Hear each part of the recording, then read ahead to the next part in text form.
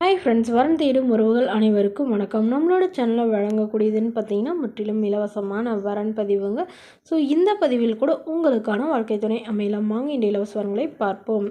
பெயர் அனன்யா, வயது 33 வயது ஆகுதுங்க. ராசி ரிஷப ராசிங்க. ஜாதின்னு பார்த்தீங்கன்னா இந்துல தெலுங்கு செட்டியார் சமுதாயத்தை சார்ந்தவங்க. இதில் உட்பிரிவு எதுவாக இருந்தாலும் சமாதானம் சொல்லியிருக்காங்க. படிப்பு பிசிஏ முடிச்சிருக்காங்க.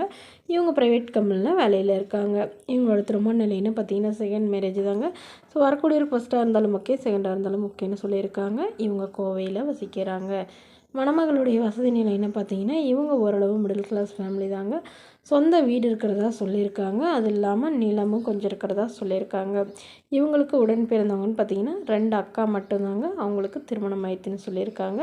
ஸோ இவங்களுக்கு திருமணம் நிச்சயிக்கப்பட்டு அவங்களோட மாப்பிள்ளை வீட்டு சைடு அவங்களுடைய பாட்டி தவறிட்டதுனால திருமணம் வேணான்னு நிறுத்திட்டதாக சொல்லியிருக்காங்க.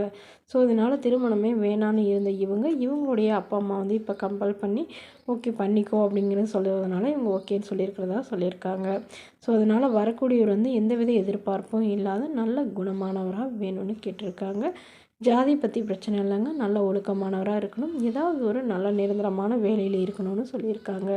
ஸோ மணமகளுடைய அப்பா தன்னுடைய பொண்ணுக்கு ஒரு 8 சவர நகை போடுறதாகவும் இல்லாமல் ஓரளவு சீர்சனத்தெல்லாம் செய்யணும்னு சொல்லியிருக்காங்க. ஸோ இந்த மணமகள் தன்னோட ஃபோட்டோ கொஞ்சம் மறைச்சி போடுங்கன்னு கேட்டதுனால ஃபோட்டோ கொஞ்சம் மறைச்சி போட்டிருக்காங்க. இந்த மணமகளை உங்களுக்கு பிடிச்சிருந்தா கீழே உள்ள வாட்ஸ்அப் நம்பரை தொடர்பு கொள்ளவும். அடுத்த வரன் பேர் பார்த்திங்கன்னா ராதா, வயது 35 வயது ஆகுதுங்க. ராசி மீன ராசிங்க. ஜாதின்னு பார்த்திங்கன்னா இந்து மதத்தை சார்ந்தவங்க. ஜாதி எதுவாக இருந்தாலும் பரவாயில்லன்னு சொல்லியிருக்காங்க. படிப்பு 8ஆம் வகுப்பு முடிச்சிருக்காங்க. இவங்க துணி கடைக்கு வேலைக்கு போயிட்டுருக்காங்க. மாதம் 11,000 சம்பளம் வாங்குறதா சொல்லியிருக்காங்க. இவங்களோட திருமண நிலைன்னு பார்த்தீங்கன்னா 2ஆம் மனம் தாங்க. ஸோ வரக்கூடிய ஃபஸ்ட்டாக இருந்தாலும் ஓகே, செகண்டாக இருந்தாலும் ஓகேன்னு சொல்லியிருக்காங்க. இவங்க திருப்பத்தூரில் வசிக்கிறாங்க. மணமகளுடைய வசதி நிலைன்னு பார்த்தீங்கன்னா இவங்க சாதாரண குடும்பத்தை சார்ந்தவங்க. சொந்த வீடெல்லாம் இல்லைன்னு சொல்லியிருக்காங்க.